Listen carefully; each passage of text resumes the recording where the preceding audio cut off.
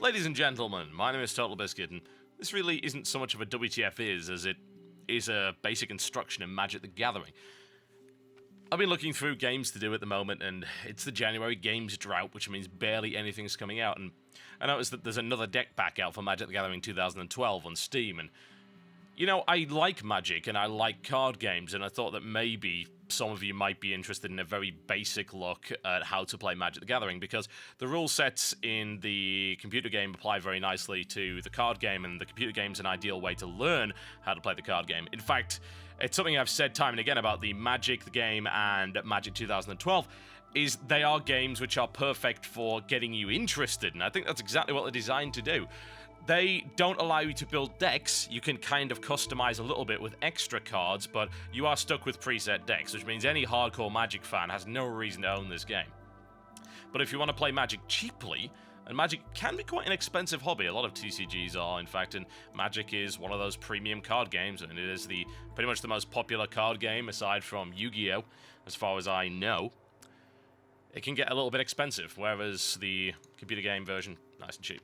So I'm going to play a game, maybe two, and show you the absolute basics of Magic, maybe try and instruct you in how to play it, and you never know, maybe you might get interested in it. Now, Magic's a game that I haven't really played an awful lot of in quite some time. I used to play an awful lot of it back when I was at school, but after school, when I went to university, I got more into the WoW TCG once that came out. Played that quite a bit, also played a bit of the Spoils, played a little bit of Yu-Gi-Oh!, but that game never really grabbed me for whatever reason. And then, of course, now I play Shadow Era, but always end up going back to Magic. A lot of these games, including Shadow Era, do take a lot of influence from Magic the Gathering, and a lot of their mechanics are very similar. Alright, let's stop the twaddle, shall we, and kick it off. So, I've got three modes here. We're just going to play a free-for-all.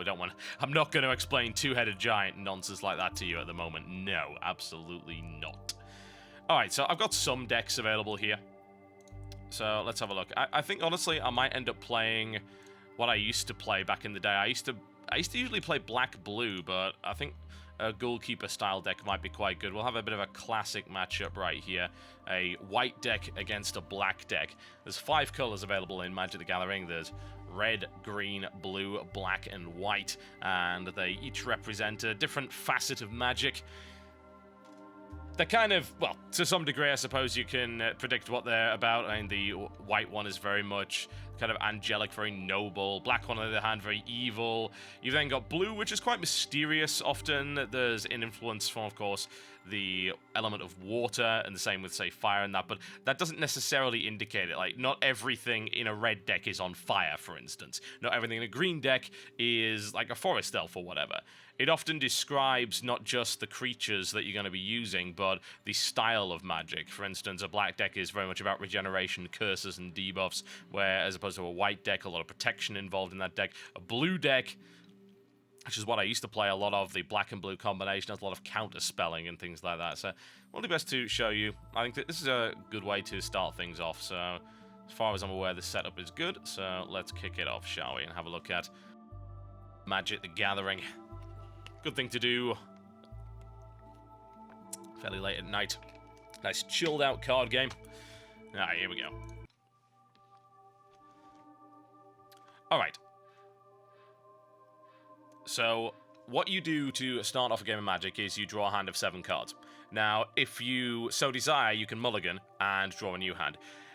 Depending on who you're playing with, and depending on what kind of tournament rules you set up in, you're either going to be losing a card every time you mulligan, after the first one anyway, or you can just keep mulliganing until you get the hand that you want. If you're playing friendly, maybe you might want to do that, but I like the normal mulligan rule, which is you can draw a new hand once, and then if you try again, you lose 1 card from that hand. It puts you at a fundamental disadvantage, but if you start with a really crappy hand, then it's often good to do so.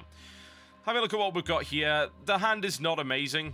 Personally, I'd prefer more land in this hand, but once I get a draw, I'll probably get a land card, and let's see, can I actually play anything? Well, yeah, I could use that. That's a sorceries card there, and you can right-click to zoom in, you can see what's going on with that. That might be useful. I don't have a creature that I can play, though. This is what I don't like about this. If I don't draw a land within 2 turns, or indeed if I don't draw a creature that can be cast for 2 mana, then I'm going to be in kind of a terrible state. So you know what? I'm going to draw a new hand. There we go. And that's much, much better. The reason that's much better is because that gives me 3 land to play with as opposed to 2. That means I can guarantee that I can get my Warpath Ghoul out. And it's also given me this one. That's a nasty creature. Oh, yes, very much so. Can have some fun with that a little bit later on. Alright, so you draw your cards, and each player starts with the deck, and deck rules generally involve a 60-card deck, depending on the format you're playing in, and you also start with 20 life. Once you're down to 0 life, you are out of the game, and the point is to try and take your opponent down to 0 life. So, okay, I'm going to keep that hand. Let's get started. Right, I get the first play. So, the first thing I want to do, as the glowing is probably indicating, is to actually play a land. This is the main phase here. The first thing you will usually want to do in this phase is to actually put a land in play. So, that's exactly what I'm going to do. There we go. Okay. So, what does land do, you might ask? What is the point in land? Well, land gives you mana. And mana is what you spend to cast spells and summon creatures, basically to play cards. Now, the game realized there was nothing I could do, so it automatically skipped me through, and my opponent also did the same thing. She played a land here, which is... I think I can, yeah, switch around to the views there, and we can have a look at an aerial view there as well, to give you a nice view of what's actually going on there. Let's swap us right down and go to a player view. There we go. Alright, so I've played 1 land card, and then once you start your turn, pretty much every time you start your turn, unless there's something stopping you from doing that, you draw a card. Yeah? Your maximum hand size in this game is 7, so you never want any more than that, otherwise you'll be forced to discard, unless, of course, there's a card that prevents you from doing so. Alright, so we want to play another land here, and then I can show you about summoning. So, casting spells and summoning creatures and things like that is done via the use of mana, and it's done by tapping these land cards here. There are other ways of generating mana, but the most common way of doing so is to actually play a land card. These are swamps. These generate 1 black mana each. And what we want to do is have a look, I suppose, at how a card actually works. The cost of a card is right here. You see that? There are 2 little orbs here. Now, this means that you have to spend 1 mana to summon this, but the other mana can be anything. Doesn't matter. It can be any kind, any color. It doesn't matter where it comes from. So I need 1 black and 1 of any color, and that's often referred to in this game as colorless. And that will bring this creature onto the battlefield. It's really as simple as that. Now, once this creature is cast, you will see that these lands are going to go sideways. This is called being tapped. So there we go. We have tapped that land. The opposing player has an opportunity to respond to the card. She has chosen not to do so. She has no method of doing that. And I can't do anything at this point. You might wonder, well, why? You've just played a card on the field, so surely you can do something with this zombie. No, you can't. Now, you may have noticed a little sort of spinning vortex above the card right there. And the reason is because that card had something called Summoning Sickness. Whenever you bring a creature onto the field, in the turn that you bring it on, it has something called Summoning Sickness, basically that prevents it from attacking or using abilities. Once you have actually taken a turn and gone through that, and you go back to the start of your next turn, then no problem. The Summoning Sickness is gone. There are some exceptions. There are some abilities which allow a creature to actually operate immediately. Also, creatures that you summon in, while they can't attack and use abilities on the turn that you bring them in, they can actually defend on your opponent's turn, so that's quite handy. Alright, so another card draw's come in, and we're getting a pretty good set of hands here as far as I'm concerned. We're getting land. We're not getting land starved. That could be one of the worst things to happen if you don't have land to play. Of course, there are other problems. If you have no creatures or spells to play, that can be a bit of a pain. So, I don't really have an opportunity to show you any other kind of card here, because all I'm drawing is creatures. I'm alright with that for the time being, because I want to get more and more creatures on the field. And generally speaking, you want to try and spend as much mana as possible every single turn. You want to try and spend the entire thing. Unless, of course, you want to hold on to it for using a special spell. Let's have a look at these creatures, because we're going to have to make decisions to which one we play. We can really only afford 1 of them. When the Ghoul Raiser enters the battlefield, return a zombie card at random from your graveyard to your hand. There was no point in using that. Now, you might wonder, what is the graveyard? Well, you can't see the graveyard yet, but it is actually a separate pile. The graveyard is where cards go when they die. It's as simple as that. If you lose a card for any reason, whether it be something that just does something and then disappears, or whether it gets killed, it goes to the graveyard. There are various cards which allow you to return cards from your graveyard to your hand. In this case, bringing in the Ghoul Razor would allow me to bring a card back into my hand. So I'm not going to use it yet because there is nothing in the graveyard. It would be pointless to do so. Okay, let's have a look at the Sanguine Guard. Which one do we want here? Now, this is a nasty little critter. Sanguine Guard takes 2 black mana and a colorless to come in. Now, it's... Well, we'll talk about this in a second. This has a couple of abilities. It's got First Strike, which is what it sounds like. It allows you to hit first in the combat. This can be crucial because it allows you to potentially kill the creature that's opposing you before it can hit you back. Anything that doesn't have First Strike, the damage is dealt simultaneously. So you can actually stop your creature from dying in that situation. This one is doubly evil because it's got an ability here with a cost next to it. Now, as you might imagine, you have to pay this cost in order to use this ability. This ability is called Regenerate. Regenerate allows you to stop a creature from dying. If this creature's about to die, if I've got the mana, just as this creature's about to die, I can use Regenerate, and that creature will just come back right away with full health. So it doesn't die. That's a very, very nice one. That's something we might want to consider there. I'll show you what the other numbers mean once we actually get into some combat. Now, the final creature I could bring in would be the Warpath Ghoul. Now, that creature actually doesn't really have any abilities, but straight up, it's more powerful than the others. It's got more stats, as you can see down in the corner. I'll explain the stats in a moment, as I said, once we start to get into combat. Now, I'm going to bring in the Sanguine Guard. That seems like a good idea. I could always bring in this fellow next time if I so desire, and I'll keep hold of the Ghoul Razor for when I start losing creatures. So, Sanguine Guard is now coming into play. The other player has a chance to respond to that, potentially to stop that from happening. She's not able to do so, so that's fine. Now, I'm just going to stop the response timer right here. Doesn't really matter all that much, actually.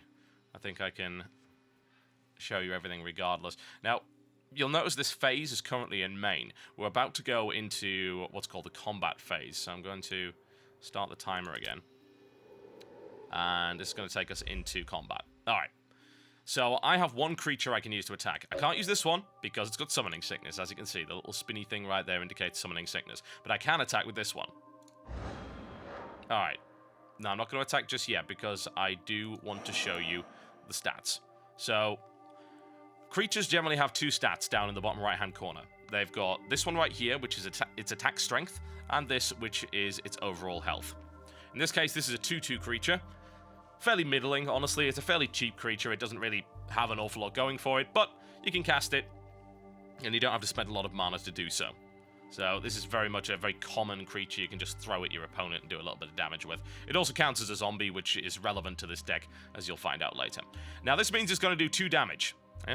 It's going to strike, and it's going to do 2 damage. Now, this means that it can take 2 points of damage before dying. Now, in Magic, which is not the same as other games, I might add, if you are not able to completely kill a creature outright, unless, of course, there's a special effect which indicates otherwise, then that creature will go back to full health at the end of the turn. You could, say, zap it for 1 damage, and then kill it with a creature later on, as long as your turn doesn't end. If the turn ends and the creature isn't dead, then it goes back to full health. So, in this case, if someone just zapped it for 1 damage, but they were not able to do anything else, then that's pretty much wasted, because that guy is going right back up to 2 health. So you need to do 2 damage in the course of 1 turn in order to eliminate this from the field and send it to the graveyard. Alright, so we're going to strike right here. There's nothing stopping me from doing so. She may have a response to this that I don't know about. There's, of course, in her hand that I can't see. I guess we're about to find out, so let's attack. Will she respond? She gets a little bit of time to do that. Of course, you know, in a actual physical card game, timing is not necessarily relevant, but there are timers running here. Okay, so I've hit my opponent. That's the life bar going down. I did 2 damage, as you can see, and now it's her turn. Alright, she's put another land in play, so let's see what else she's got. She's finally able to get a creature in play. Now that creature has flanking. Very, very unpleasant. Alright. And it also you can actually charge. We're going to stop the timer here. Oh, never mind. Just stop the timer just to have a quick look at this creature. As I say, it's got the flanking ability, and it also has a ability which costs 3. I mean, this is quite expensive, but it means that you can increase the health and damage of a creature, a knight specifically. Anything with the word knight next to it can be increased by that. This commander unit will buff it. So that's certainly a possibility. But that is quite expensive. You're spending 3 mana to get +1/+1. That's not necessarily ideal, especially since it doesn't stack. It goes away at the end of the turn. So, not the best thing I've ever seen. Alright.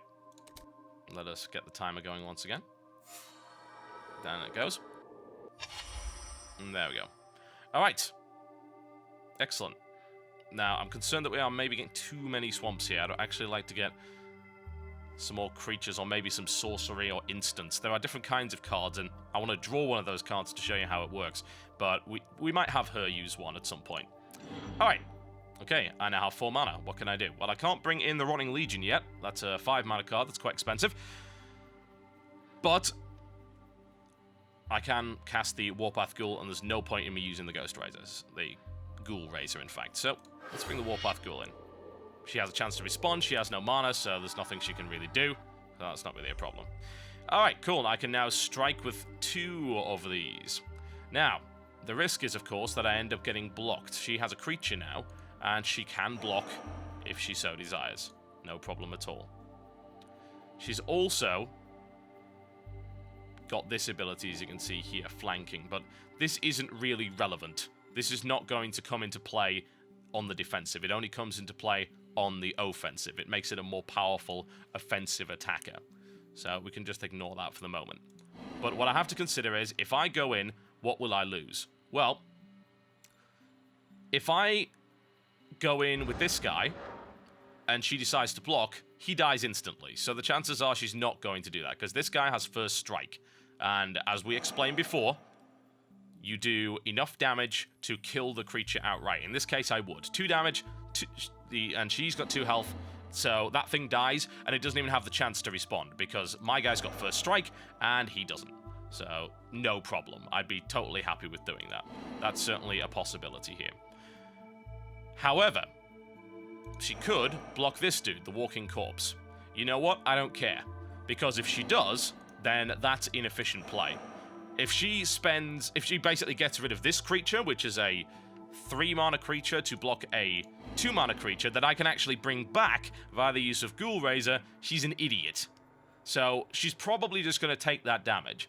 There are situations where she doesn't want to take the damage. Maybe she's getting really, really low. She may block. But we'll see what the AI decides to do here. Personally, if I was in her position, I would not block this. Unless I was getting to the point of thinking, oh god, in the next few turns, based on my hand, I'm going to take a ton of punishment. Because it's not efficient. This is such an easy creature, and I can bring it back, no problem at all. So, we're going to go for a full-on attack and see if she decides to block anything. She has a chance to respond, put her blockers in play. Is she going to block? This is the blocking phase. Okay, she decides not to block. Okay, so there's the strike going in. That's going to take 2 off her. And Walking Corpse goes through as well. And the AI has the same thought that I do, that blocking a Walking Corpse with a more valuable creature at this stage doesn't even make any sense. So she's down to 14. That's quite dangerous. But bear in mind, she's playing a white deck. White decks potentially have the ability to deal with that via the use of healing and protection. Alright, now she's going to attack me. Now this is where things start to get unpleasant, because you know what we were talking about with this ability earlier? Flanking. What flanking allows you to do is debuff anything that doesn't have flanking. So, just like kind of a war game, it's attacking from the flank. Anything that blocks this is going to get -1/-1. So, I could block if I so desire. And you know what? I might end up doing that with this dude. Yeah? As you can see, he's 3/2. Now, he's going to become 2/1 because he's going to be debuffed. But I can bring him back because I have the Ghoul Raiser. So it might be worth it to get that creature off the field. And since I'm in a comfortable position right now, and I know I've got plenty of creatures available, and I can bring this one back, I think that that's exactly what I'm going to do.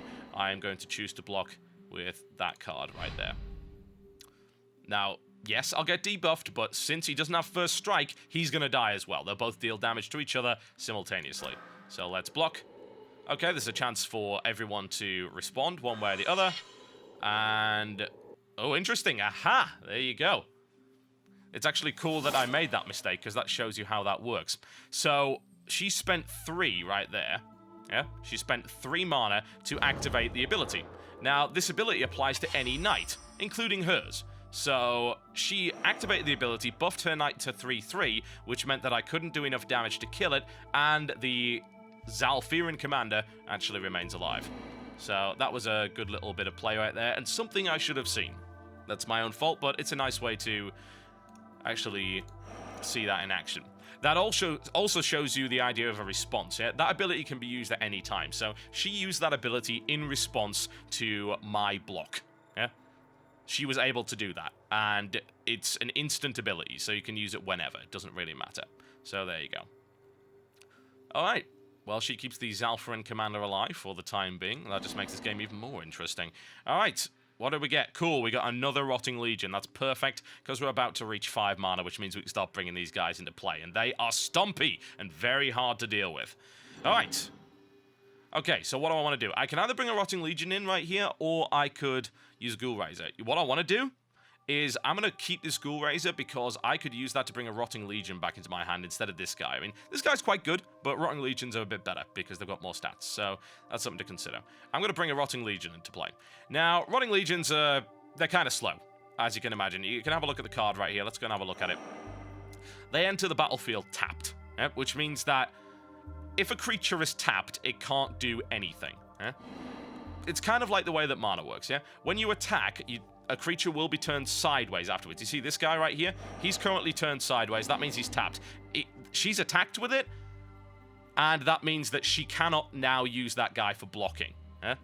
So just like the way that you tap a land, and then the land becomes useless until the so-called untapped phase, which is at the start of your turn, the same thing happens to creatures.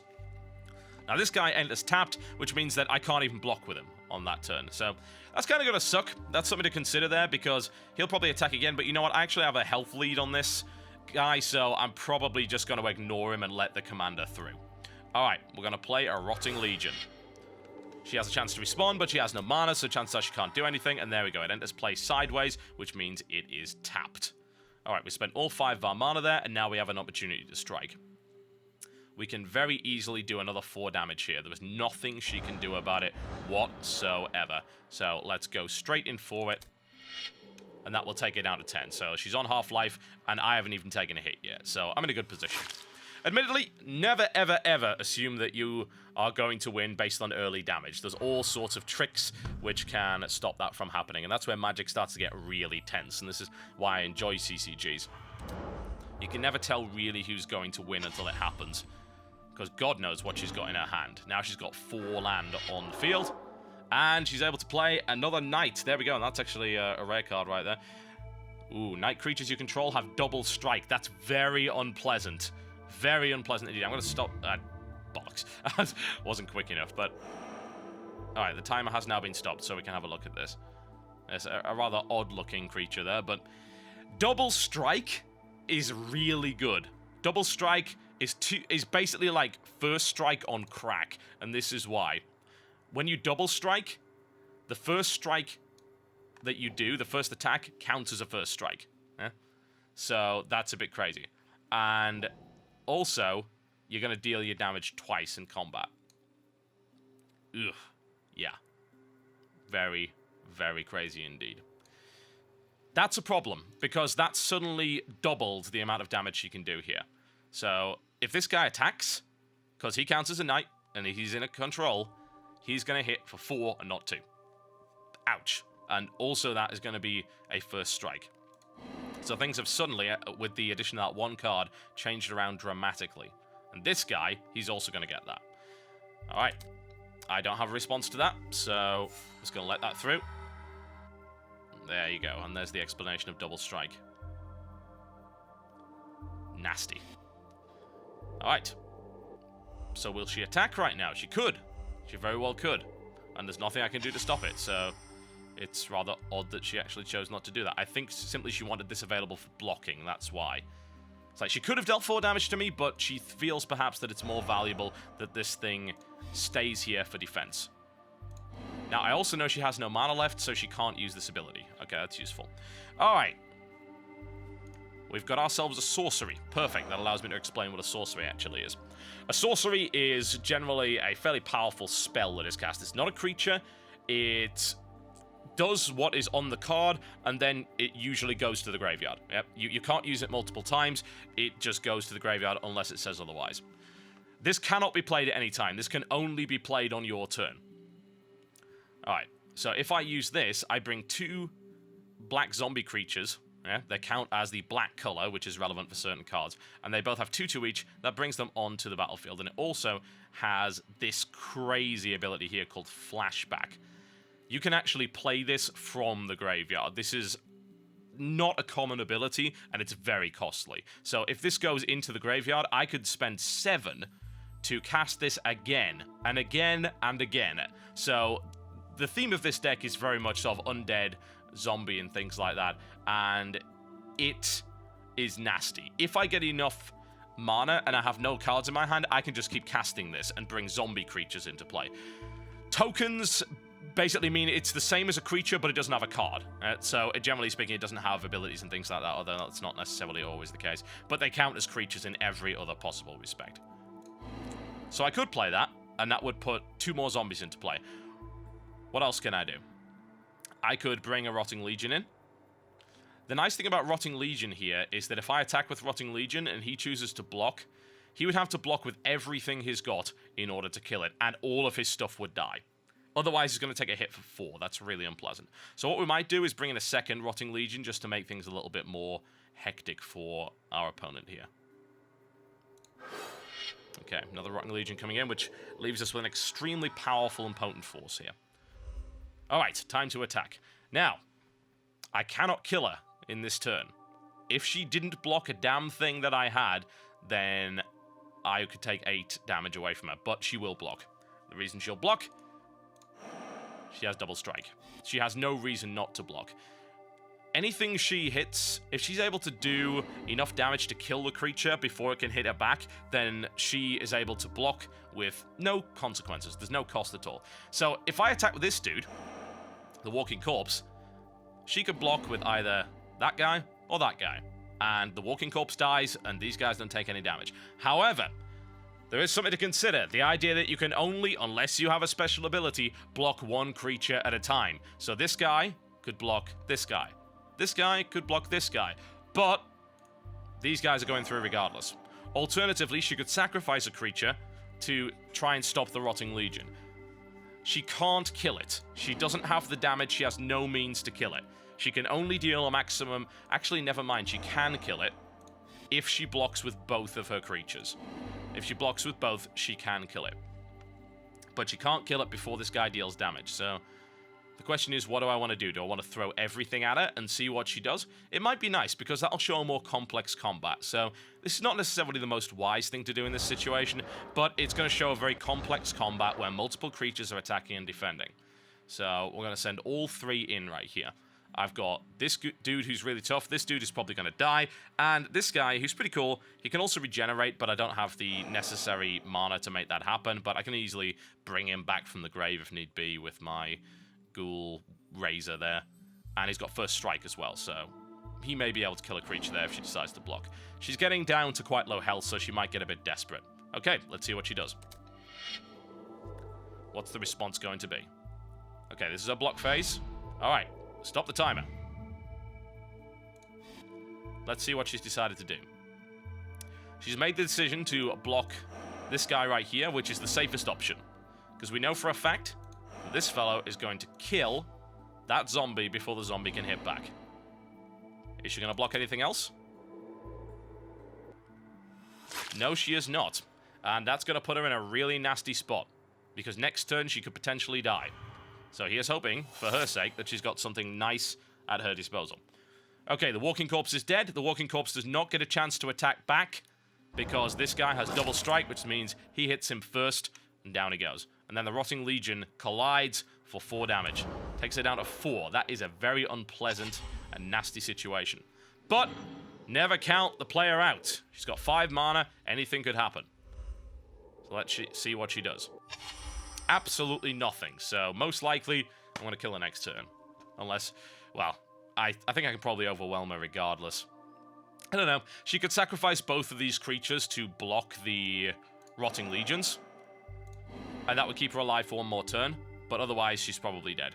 Alright, cool. We've got another swamp. That takes us up to a total of 6. If we want to be really unpleasant and crazy, which I definitely want to do, I want to play Moan of the Unhallowed.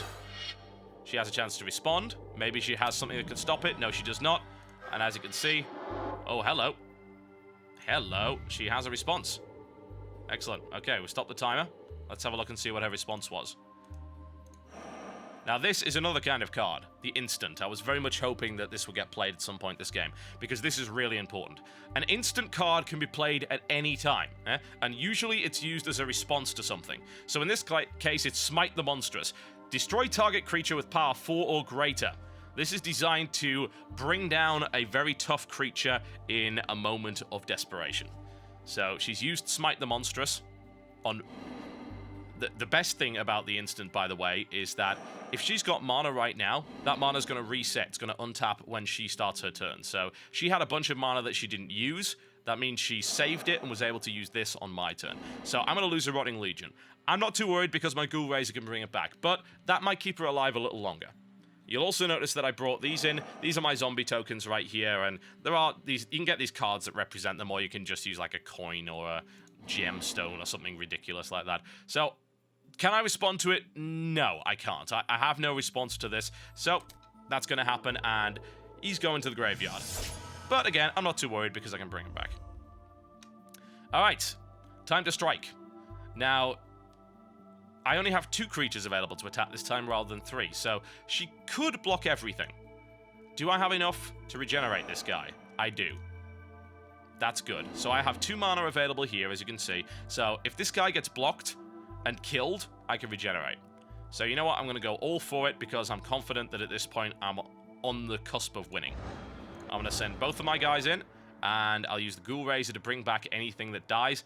And if she decides to block this, I will regenerate it before it dies. So let's go. Let's see what she does. She must block here, otherwise she loses the game. It's really as simple as that. Alright, so what has she decided to do?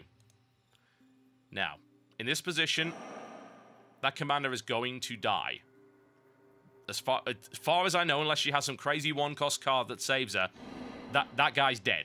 Because he cannot kill these guys before they hit him. So he's toast. He is gone. But she stopped that damage from going in. What you've got to consider is that if a creature blocks another creature, the damage, all of it, even if it's massively overkill, goes on to that guy. So she's using this creature as a sacrificial lamb to stop that damage going through. There's an ability called Trample, which lets the remaining damage go through, but in this case, all of that 4 damage is going to go into this guy, even though he's got 2 health. And by the looks of it, she's letting this fellow get through, knowing perhaps that I can simply regenerate him anyway, so there's no point in stopping it. So this will allow her to live for 1 more turn. Alright, there's the strike. That takes it down to 2. I still haven't taken a single point of damage. Not bad. And the first strike goes on. It doesn't matter. That takes him down to 3 health, as you'll see momentarily. Now the Rotting Legion's going to hit back, taking another hit from the Zalfrin Commander. It doesn't matter. The Zalfrin Commander is dead, and the Rotting Legion remains, I suppose, alive. And that is the end of the turn, and as you see, the health goes right back up. Okay, she's got 1 turn to save herself. And you know what? I don't think she can. She hasn't been able to play a card. Looks like her draw's been absolutely diabolically awful. Just to make matters even worse, we could go through our graveyard here. Do I actually have enough? Yeah, let's just to be an absolute pain in the ass. Because, hey, we can... Oh, look, I have more zombies. There is... Unless she has some magical card in her hand that saves her, which maybe she does. She's got 5 mana available. She might have something in her hand. She's got 6 cards in her hand, so maybe she's got something to stop this. She's dead. So let's find out. Does she have anything to stop me from doing this? Hello. Hello. What have we got here? All right. Now, you might wonder, well, how the hell did she play a creature? It's quite simple, really. Flash. Flash is an ability that lets you treat it like an instant. So usually you can't do that. But this guy's Flash. This guy is our savior of the universe. And he's coming in to try and save his beloved mistress. Probably won't work, but hey, the effort is appreciated. Alright, he's in play. What's he gonna do? Here come the blocks. Alright, 2 blocks have gone off here, but it doesn't matter because the Sanguine Guard kills her. Unless she has a response to that. She's not dead yet until the turn ends, so it is possible that she might be able to stop herself from dying. My zombies are going to get chopped into tiny little kibbles, as you can see, because both these guys have first strike and double strike. But it doesn't matter. She has no response, she can't save herself before the end of the turn, and that, as they say, is that. Well, that was a pretty much perfect run. That couldn't have really gone any better if I'd asked. And I unlocked the card right there. I suppose you might want to hear a little bit about how the computer implementation works. I think actually they've done this really, really well. It makes it fairly easy for a newcomer to grasp concepts. All of the information is available there to you. The interface is, aside from this menu system, which is obviously designed with the console in mind, the interface is brilliant. It really, really is. It's absolutely fantastic. I love it. It's got multiplayer options, it's got custom games you can see, which actually do have some crazy stuff like Two-Headed Giant, which is an interesting variant, and Arch Enemy as well. And you can play up to 4 players there as well. And there is multiplayer functionality. You can create a match with these rules. You can go for a custom match or a quick match. It's pretty good. The only real problem I have with this game, the only one, as far as I'm concerned with this implementation, is that this is all you can do in terms of your deck management. So I've unlocked 1 card for this deck, yeah? Which means there's this 1 card, right? I can pay to unlock the full deck. No. You can unlock it by basically playing and winning with it in the campaign or in custom games. So I have, as you can see, these cards which are currently locked. I cannot access these cards. I cannot put them in my deck. However, it has added an extra one to my deck, and that makes my deck bigger than 60 cards, and that's not ideal. Can I remove a card from my deck? Yes, I can. So I could take a Walking Corpse out, kind of rubbish, and the card that's been added will be replaced there. Alternatively, I can simply reset the deck, and this will show me what I unlocked when it eventually decides it wants to zoom in. There we go. It's the mouse wheel. The Undead War Chief. Very, very nice. In fact, that thing is ridiculous. If you keep that thing alive, your zombies just go nuts. And this deck is very well constructed, as you can see. But yeah, the business model is a bit weird. Unlock full deck and premium foil deck, these cost money. Yeah. Premium foil for virtual cards, I mean, really? Aside from that, that's the only offensive thing that I can find about the business model, because playing this game is much cheaper than paying for the physical cards. And it's even much cheaper than playing Magic the Gathering Online, which costs about as much as the real game as well. You've also got a deck stats right there, which gives you indications of what's going on, like how many creatures, how many other cards, and things like that. It's not really as nice as I would like. I mean, the deck builder, for instance, in the Pokemon TCG beta right now, much, much better than this. This only shows the number of cards you've got with various mana costs, and then your creatures, and then other. And that's it. That's I don't think that's good at all. Aside from that, it's fairly good. As I said, the business model makes me scratch my head somewhat. There's like 36 pieces of downloadable content for this game. Most of them are just deck unlocks, additional packs of decks, and foil decks, which is just so pointless. I mean, I suppose they're for showing off in multiplayer. It's kind of like getting a skin in League of Legends, but yeah, I wouldn't really bother with stuff like that. The thing is, you can buy the full game, and you can just unlock most of this nonsense. So that's pretty good.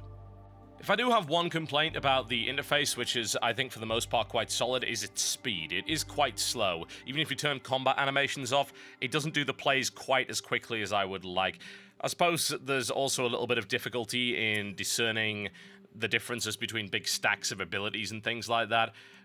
It's not a huge deal, in my honest opinion, but it's not absolutely perfect. Aside from that, though, it is certainly the best implementation of a card game that I've seen in a very long time. Probably since the original Magic the Gathering by Microprose, in fact, which was actually clunkier than this version. But yeah, you can't build your own decks. That's the massive, biggest weakness with this that is going to put off anyone, I feel, that is really into Magic. But if it's a game that you played ages ago, and if it's something maybe you're just interested in, then you can just pick this up and you'll actually have a good time because the price is pretty reasonable and the implementation of the game is incredibly good. I mean, it is so well put together. It's nice looking for one thing, the interface is really, really solid, and it teaches you the game very well. Now, hopefully that was a little bit helpful for you. That was a very basic tutorial as to how to play Magic the Gathering based on the 2012 edition of the rules and the 2012 game, which is currently available on Xbox 360, PlayStation 3, and PC via Steam. My name's been TotalBiscuit, and I will see you next time.